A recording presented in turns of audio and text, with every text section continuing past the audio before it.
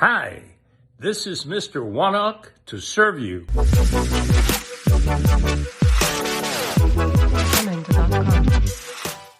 All right, bad news on the front of the shares.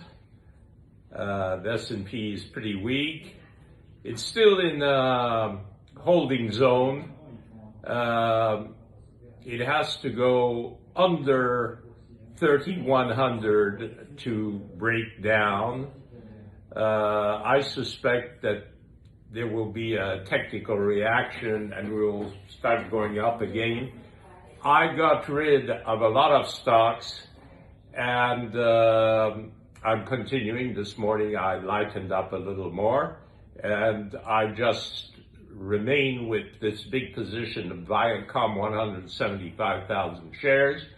Then I was stupid enough to buy a position around 94 in American Express, 20,000 shares, which was very stupid.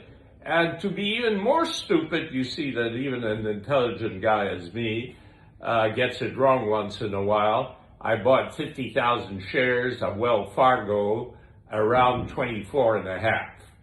And Wells Fargo is going to put off a lot of employees. Okay, this covers the market. The favorites hold well, as I tell you. LVMH is still very, very strong at 400, and I think it's going to go much higher. And Roche is holding well, and Nestle is holding well. This is a way to be sure to one of these days see your money back, even if you have to incur a loss for a moment. Now, gold is, in my opinion, lastly on its way up. I am long gold. I stayed long gold. I'm planning to put on more gold. And if it starts accelerating on the upside, I'm going to put on a big, big position in gold. With that, I wish you a very nice day, and we will talk tomorrow.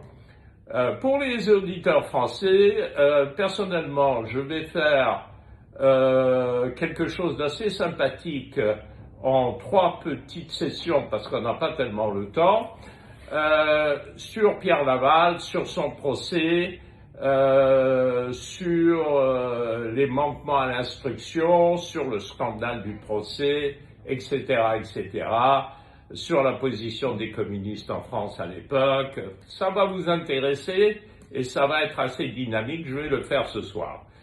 Pour ce, je cours au golf, voilà, pour me détendre.